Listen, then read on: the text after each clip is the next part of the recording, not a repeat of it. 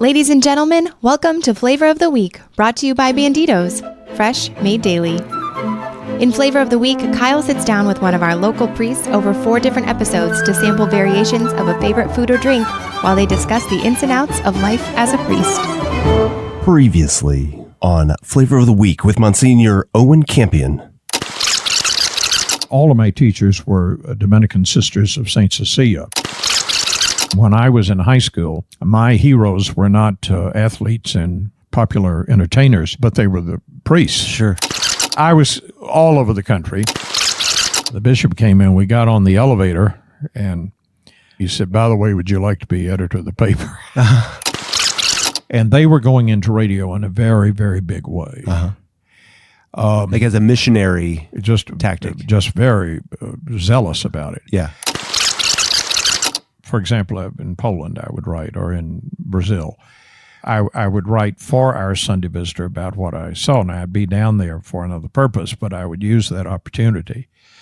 I remember being in Paris one time, and I was at lunch with a prominent Catholic communicator, French, whose English was very good. But, you know, a lot of times people with a foreign language, they don't pick up the idioms. Sure.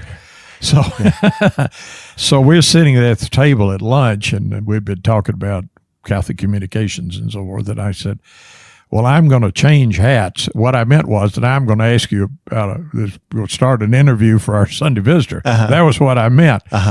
So I said, well, I'm going to change hats and ask you a few questions. And he said, you're not wearing any hat at all. Right. Take a very little role. But I would try to, and then of course I still hear, I wasn't going all the time. I still remained active here. I was on the editorial board. I was on several committees. I was editor of The Priest, attended the planning meetings for the Visitor and so forth. Mm-hmm. How have you seen our Sunday Visitor change over the years, either in the work that they're doing or the products that they're able to ship out? Well, I think fundamentally there's been no change. I don't think there's been any change in our basic philosophy. There's been no change in our basic interest in serving the church. That has not changed. But I would say the changes have come about in the American public in the sense of how the public gets news, how it expresses opinion, right, and so forth. And we've tried to address that, you know, going to the internet and so forth. We obviously still are in publishing. We have the Priest Magazine.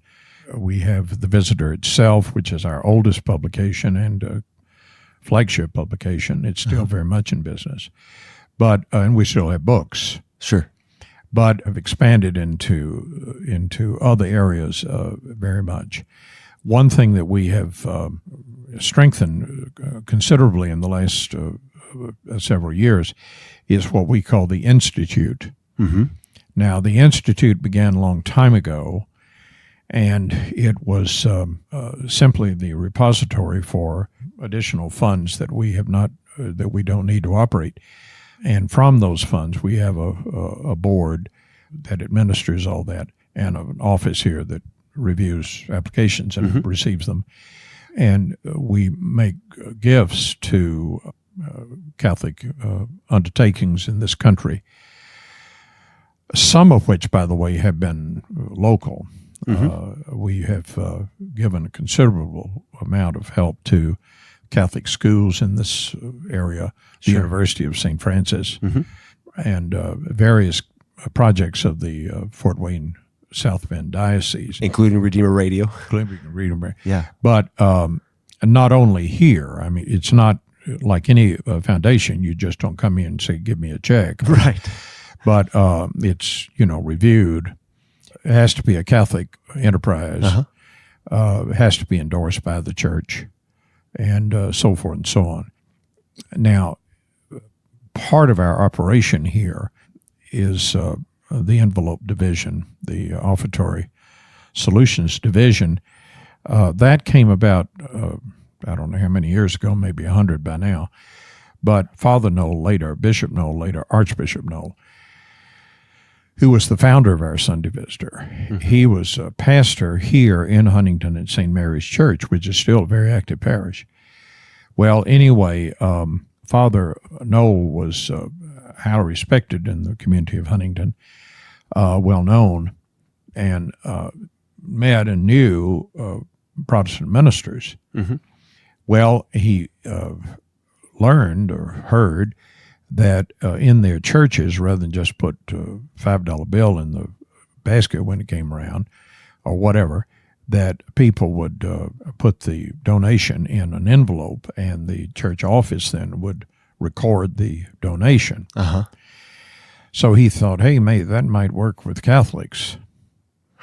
So he really just about invented the offertory envelope process, at least for Catholics. Yeah.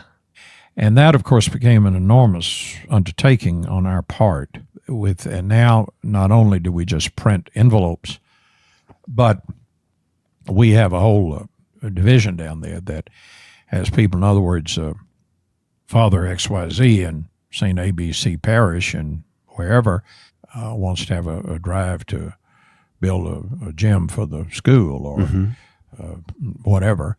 He can call us and ask for advice on how do I have a special campaign, or how do I increase giving, or what should I do? And that has become a major service that we provide, helping individual parishes sort of reach the potential that they feel that they might have, or come to some arrangement whereby they can find the resources to do something special. Yeah.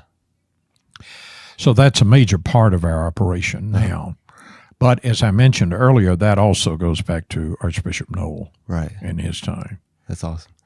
Well, before we wrap things up, you mentioned that you enjoy cooking. Oh, how long has that been going? Is this while you're traveling around with the Vatican doing all this? Are you enjoying cooking back then? I relied on the restaurants. Yeah. Dad was a certified public accountant. Uh-huh. And so Mother was a very fine cook to begin with. Mm-hmm. But he'd call her up maybe at 3:30 in the afternoon or 4 in the afternoon. And he'd say, I've got a client here from Atlanta or Washington or wherever. Going to bring him home for supper. Uh-huh. So she'd have to get in gear right quick. And of course, I would watch all this. Uh-huh. So, are you helping or just watching? Well, I guess I really mainly watched. I don't know what I could have done to help, but maybe set the table or something. Right. But I'm very comfortable in the kitchen, and I am very comfortable with entertaining people.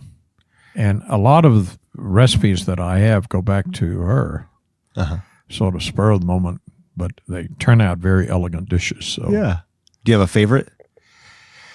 Oh, let me see. What she had a lot of chicken breast recipes because chicken cooks fast. Sure. She had a pork chop recipe that I frequently use because it's very easy. Makes a very elegant dish. Do you use the same recipe that she used? Or is yes, that some version of it? It's the same recipe. I have a lot of her recipes literally written down. Yeah. But I didn't have that one. So, years ago, I called up, Mother's been gone quite a while, but I called up a good friend of hers who was still alive. And I said, kind of help me with this. So she did. And so it's certainly the ingredients that Mother used. Mother was a great baker. I do cakes, but I don't do pies. Mother did pies. But I haven't, I never tried that. But You've never tried it all? Never tried it at all. But I certainly do cakes. Yeah.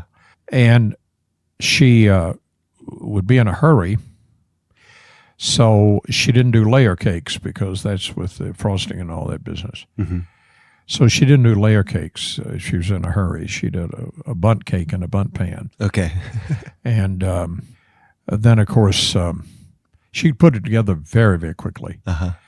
She could do a salad, but you can kind of make it special. Instead of using lettuce, you use spinach. And, that kind of thing. Make it kind of special. She could do vegetables very quickly because they cook quickly. But, they could kind of be dressed up a little bit. Mm-hmm. And then some cakes, she could turn out as far as the prep, and I could put in the oven and let it go. But as far as the prep, she could do that in 10 or 15 minutes. So I'm never uncomfortable in the... Another thing that was a major meal at our house because of my father was breakfast. Uh-huh. So it was never a piece of toast and a cup of coffee. I mean, he had 2 eggs and some kind of breakfast meat every morning of the world. Uh-huh. So anyway, I enjoy doing breakfast. Usually Saturday, I don't have a morning mass on Saturday. Uh-huh. So Saturday morning, I love fixing a big breakfast. Yeah. Just for yourself, or do you? Just myself. Yeah. And I'll do, of course, if it's in season and you can depend on the fruit, such as in June, I'll start off with some kind of a bowl of fruit, or then I'll do an omelet, play around with omelets with different kinds of ingredients. Uh-huh. Dad would, he used to say, I can eat eggs anywhere they're cooked. And so we'll try to do eggs any way that you can do them. Uh-huh. Just experimented. So Saturday is a big morning for me. Good. All about cooking. Well, if you ever need help with one of those Saturday breakfasts, let me know. I will. I'd be happy to help you out. But thank you so much, Monsignor Campion. This has been so much fun, and thanks for sharing a little bit of your story with us, and for all the good work that you do for Our Sunday Visitor, and all the good work that Our Sunday Visitors doing for the Catholic Church. Appreciate it. I want to just conclude by saying this. I am still a priest of the Nashville Diocese, but I have been tremendously edified almost 31 years, November 1st, living here and being with the priests and the people of the Diocese of Fort Wayne, South Bend has been a very inspirational experience. Oh, good. The faith is very strong here. You've got some fantastic Catholics. You've got some fantastic priests. But Bishop Rhodes is a fine, remarkable man. Yeah. Man of great dedication. He's a very, very good bishop. He's a kind man. He's a smart man. And he's a servant of the church. So putting all these things together, being here in I have to go to Cracker Barrel to get country ham, but other than that, these have been marvelous years to be with the people and the bishops and the priests of Fort Wayne, South Bend. Well, and we're blessed to have you, and hopefully Nashville doesn't ask for you back anytime soon. We'll see. Stick around. All right, thank you, Monsignor. Thank Appreciate you. it. Bye-bye.